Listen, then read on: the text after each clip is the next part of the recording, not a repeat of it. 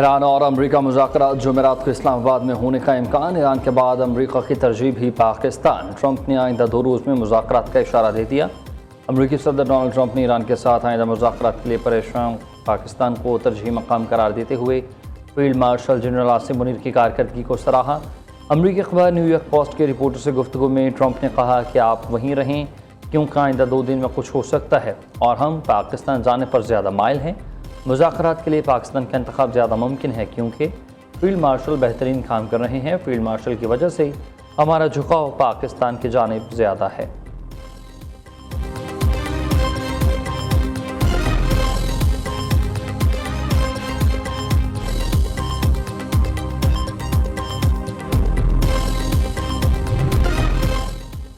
ہم تیار ہیں، مذاکرات کا دوسرا دور ہو تو پاکستان ہماری ترجیح ہے۔ ایرانی حکام کی پاکستانی میڈیا سے بات چیت، کہا ہم مذاکرات کے لیے تیار ہیں، دوسری طرف کا معلوم نہیں ہے۔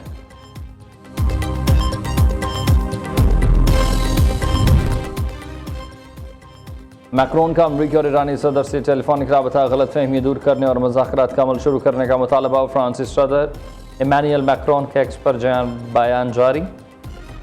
تمام فریقین لبنان سمیت علاقے بھر میں جنگ بندی کی پاسداری کریں۔ ابنائے ہرمز کو غیر مشروط TCN ٹیکس عائد کیے بغیر جلد دوبارہ کھولنا چاہیے۔ متحارب فریقوں کے درمیان مذاکرات جلد از جلد بحال ہونے چاہیے۔ فرانس ابنائے ہرمز میں جہاز رانی کے بحال کے لیے جمعے کو کانفرنس کا انعقاد کرے گا۔ کانفرنس میں کوئی متحارب فریق شرکت نہیں کرے گا۔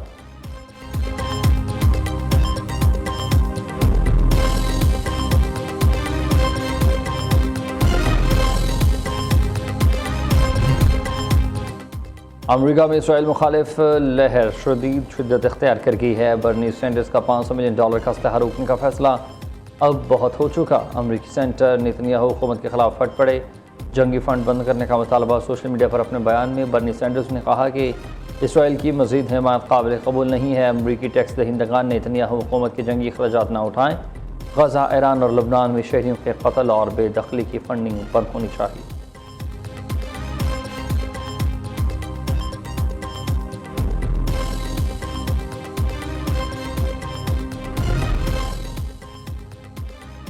امریکہ میں اسرائیل مخالف لہر شدت اختیار کر گئی ہے۔ برنی سینڈرز کا $500 ملین کا اسلحہ روکنے کا فیصلہ۔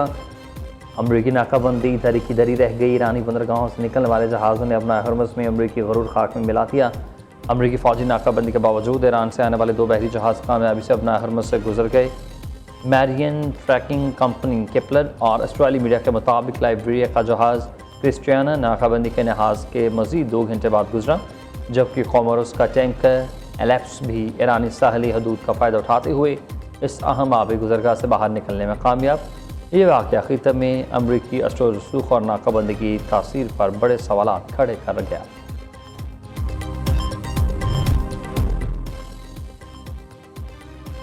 دنیا کو جنگل کے قانون سے بچانا ہوگا۔ چینی صدر کا مشرق وسطی کے پائیدار سیکیورٹی نظام کا مطالبہ۔ مشرق وسطی میں امن و استحکام کے فروغ کے لیے 4 نکات تجویز پیش۔ بیجنگ میں چین کے صدر شی جن پنگ سے UAE کے ولی عہد شیخ خالد بن محمد بن زاید ال نہیان کی ملاقات۔ چینی صدر کہتے ہیں کہ خلیجی ممالک کی خود مختاری، سلامتی اور علاقائی سالمیت کا مکمل احترام کرتے ہیں۔ تمام ممالک کے افراد، تنصیبات اور اداروں کے تحفظ کو یقینی بنائیں۔ ترقی اور سیکیورٹی کو ایک ساتھ لے کر چلنا ضروری۔ سعودی عرب نے امریکہ سے ابنائے ہرمز کی ناکہ بندی ختم کرنے کا مطالبہ کر دیا۔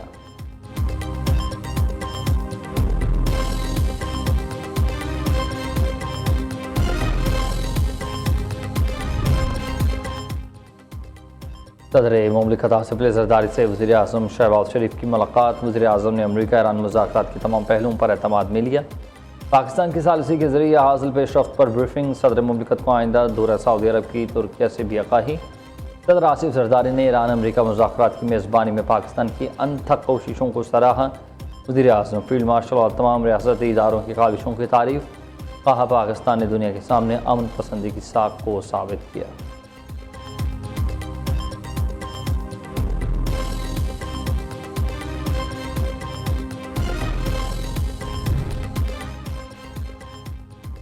پاکستان عالمی امن کے لیے ثالثی کا مرکز ہے۔ اسلام آباد میں بڑی بیٹھک۔ نائب وزیر اعظم اسحاق ڈار کی زیر صدارت سعودی، ترکیہ اور عرب سمیت مصر کا اہم مشاورتی اجلاس۔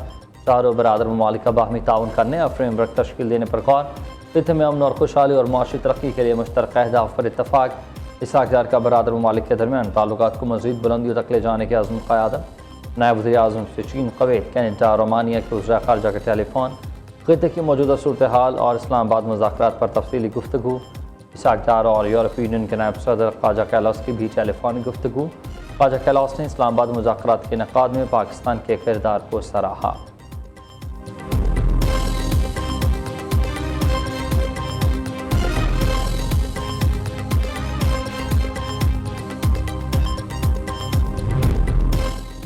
واشنگٹن میں لبنان اسرائیل میں براہ راست مذاکرات کا پہلا دور مکمل۔ لبنانی میڈیا کے مطابق امریکہ کی ثالثی میں اسرائیل اور لبنان کے اعلیٰ حکام کی مذاکرات میں شرکت۔ امریکی وزیر خارجہ مارکو روبیو بھی ملاقات میں موجود۔ ان کا کہنا تھا کہ اسرائیل لبنان مذاکرات کے حوالے سے یہ تاریخی موقع ہے۔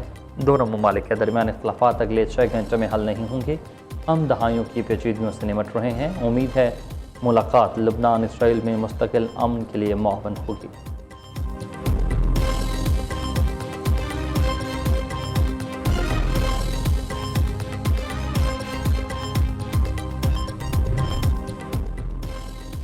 وزیر خزانہ محمد اورنگزیب نے مشرق وسطی میں کشیدگی کو عالمی معیشت کے لیے بڑا سپلائی شاک قرار دے دیا۔ واشنگٹن میں G24 اجلاس کا خطاب میں کشیدگی میں کمی، اہم بحری اور توانائی راستوں کے تحفظ اور پائیدار امن پر زور، IMF پروگرام کے ڈیزائن میں لچک کی حمایت، معاشی استحکام کے ساتھ ترقی، روزگار کے اہداف ضروری قرار۔ وفاقی وزیر خزانہ نے ترقی پذیر ممالک کے لیے IMF چارجز کے جلد اور جامع جائزے کا مطالبہ کیا۔